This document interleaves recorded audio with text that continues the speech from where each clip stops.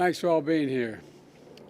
Back in the late 80s, Chico Mendes, a Brazilian rubber tapper, who turned environmental activist, said the following, and I quote, "At first I thought I was fighting to save rubber trees. Then I thought I was fighting to save the Amazon rainforest. Now I realize I was fighting for humanity." At the time, I was a United States Senator, working with a great Republican senator named Dick Lugar from Indiana to enact a new law. The United States would relieve other countries of debts owed to us if they commit to protecting their own forest. These debt for nature swaps have since protected nearly 70 million acres of forest worldwide. And today, I'm proud to be here, the first sitting U.S. president to visit the Amazon rainforest to recommit to protecting the rainforest like this one. Most powerful solutions we have to fight climate change is all around us. The world's forests. Trees breathe carbon dioxide out of the atmosphere. And yet each minute, the world is chopping down the equivalent of 10 soccer fields worth of forest each minute. That's why we've been a leader internationally in the fight to end and reverse deforestation by 2030. That's why we've led by example at home, conserving an area of the U.S. lands and waters larger than the state of the nation of Uruguay. We've done it by fighting for tribal partners, lifting them up, indigenous communities, and the most impacted by deforestation and climate change. Today's announcement will support indigenous communities to do the same here in the Amazon.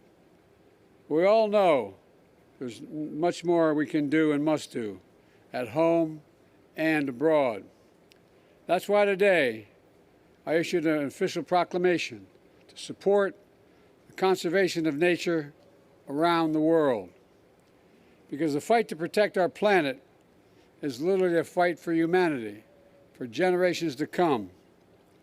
It may be the only existential threat to all our nations and to all humanity that exists.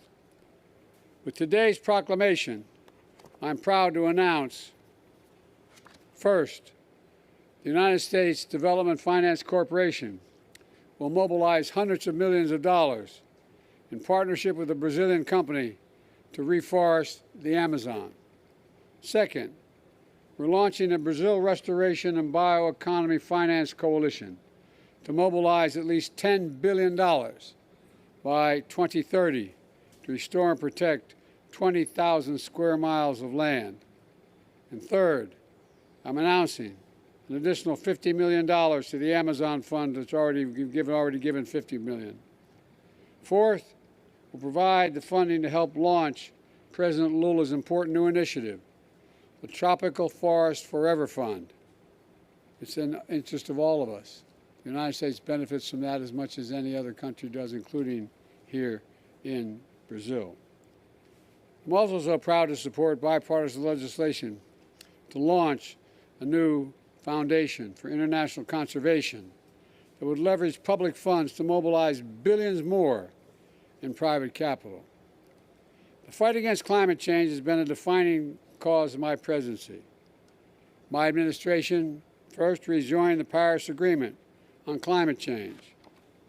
We've launched a 150-nation-strong global methane pledge. We delivered a record climate financing to developing countries. We pledged that we would deliver $11 billion per year by 2024. I'm pleased to announce today that we not only kept that promise, we've surpassed it. Back home, I signed the most significant climate change law in history, a law that positions us to cut carbon emissions in half by 2030. This generated $450 billion in new clean energy investments, and that's created hundreds of thousands of good-paying jobs and a manufacturing boom as well. Folks, we don't have to choose between the environment and the economy. We can do both. We've proven it back home. It's no secret that I'm leaving office in January. I will leave my successor and my country in a strong foundation to build on if they choose to do so. It's true, some may seek to deny or delay the clean energy revolution that's underway in America. But nobody can reverse it. Nobody. Not when so many people, regardless of party or politics, are enjoying its benefits. Not when countries around the world are harnessing the clean energy revolution to pull ahead themselves. The question now is, which government will stand in the way and which will seize the enormous economic opportunity? Let me close with this.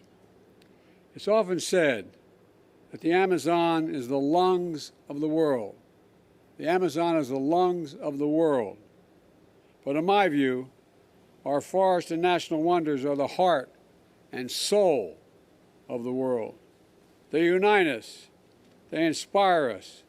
They make us proud of our countries and heritage. A bridge to the past and to our future.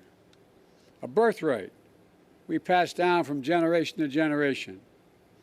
The Amazon rainforest was built up over 50 million years. 50 million years. History is literally watching us now.